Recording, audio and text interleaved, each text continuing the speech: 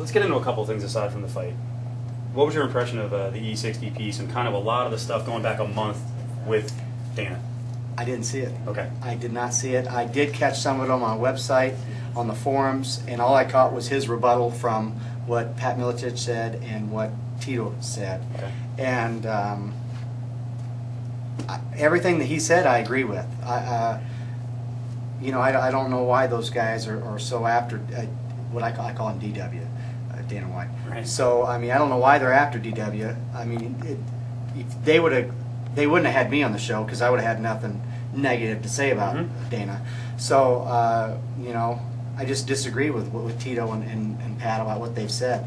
DW's never lied, never come across with anything that might not have been the truth. I mean, he's been actually been a pretty good friend of mine. You know, when I've needed help and when I've called him, he's always helped me, and we had this relationship. If Rachel calls and needs something, that's a lot different than DW calling and needs something. Right. When DW calls and needs something, it happens. And when I call DW and I need something, it happens as well. So I just don't know where the guys come up with what they said on the show. So what Pat said? I mean, you're good buddies with Pat Miletich for the longest time. I would assume that you would put Pat's friendship over just about anybody's. And I would, but I'm going to stick with what I believe to be the truth is. I didn't see the show. I didn't see exactly what Pat said, but I did read what Dana said about Pat. So I just know that Dana called him a couple things. I'd really not.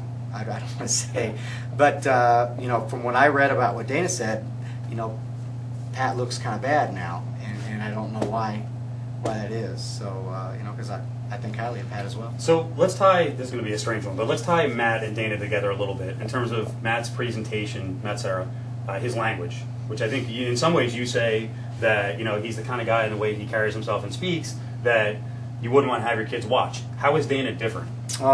Dana, with the terminology that comes out of Dana's mouth, right, it's really not different. You know, the difference in the two is Dana says the F word a lot, but he doesn't get personal with people like Matt Serra does, and calling different derogative names. Right.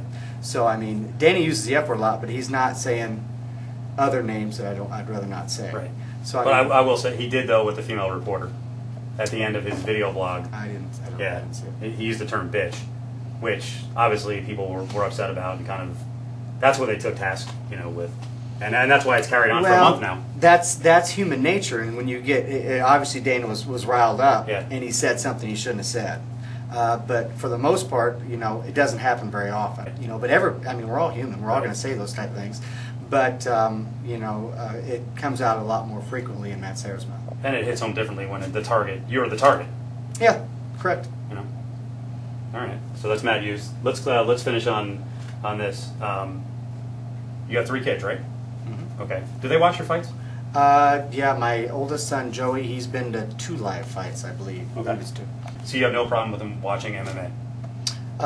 No, I mean, we really don't watch a whole lot. So whenever we are watching, usually they're with me, or like this weekend, Joey and Brandon will be watching via TV. Hannah's, she's 2.5, and she won't. Okay. She wouldn't know it was on TV. Right. Well, you know, I want to get your reaction on this. UFC 99 is in Germany in about 3 weeks. They're actually not allowing kids under 18 or 17 to attend the event. So what, if you were on, obviously you're fighting, you know, in a couple of days. You're not going on a media tour in Germany. But if you were there, what would you say to the Germans to kind of alleviate some of their fears? Because that's pretty serious when you're saying that kids under 18, 17 can't watch the sport. Well, my first thing was let's go. Can they watch WWE wrestling? Can they watch boxing? You know, if you look at the track record, UFC's never had any serious injuries or deaths in the octagon whatsoever. WWE can't say that. Boxing definitely can't say that. I think there are 3 or 4 deaths worldwide each year. Any contact sport, any other contact sport can't say that, whether it be NASCAR, you know, football. So I mean, if you look at the records, we're the safest thing out there. Yeah. So what are they basing this on? Are they basing it on the what's being said, or the actions out in the octagon? I think they just view the sport as too violent. I know there was a media member who came to see Couture and Lesnar, and they thought, at least this reporter said, the Germans will be uncomfortable with the Lesnar finish when he was kind of hammer fisting and pounding the finish on Couture. Like, they're not going to be comfortable with that. Now, that's only one guy speaking, but I've seen magazine stories, and And yet they love boxing because the Klitschko's are gigantic there, and they can get 20 to 25,000 for boxing, which we really can't get anymore in a lot of big fights. You know, it's funny because boxing is so much more brutal than fighting is, than the UFC is. Mm-hmm. Boxers, the whole point is to go out there and hit somebody in the head repeatedly. You know, where in our sport, there's the tap out and submissions and everything, where you can go through. There's been a couple of fights where I've went and not hit anybody and won. We both got up and been fine. You know, we could have fought the next day if we wanted to. Right. So I mean, boxing is totally different. If the fight ends early in boxing, it's because somebody's hurt bad. So do you envision in the future, because they're talking about Chuck maybe being kind of a spokesperson working for the company, how would you mesh, because you're not a huge media guy, I don't think you hate the media, but how would you mesh kind of maybe the responsibility in the future if they ask you to help? Because it would have been nice to have someone like you talk about the sport, your background on the E60 piece, or be a spokesperson. So how are you going to, not that you're retiring anytime soon, but eventually it's going to come. Well, I would do something like that, Yeah. And if that was my job, that'd be my job, no doubt about it. It's one thing about me is anything that I've always done, anything that I've always wanted to do, I've always been good at. So I've been very lucky that way.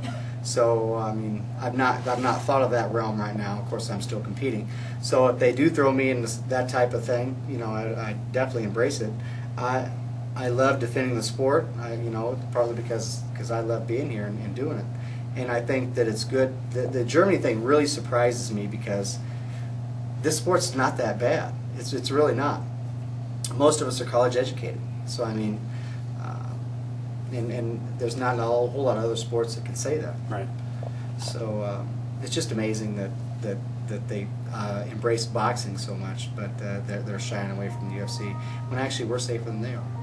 All right, there you go. Matt, nice enough to give us a little time during his rest time. And I will say I did actually request the hotel room at a recent event with Gina Carano in her room, but they said no. So this is all I could get is I get Matt you shirtless. I'm very sorry. Crawling out of bed. Very sorry about that.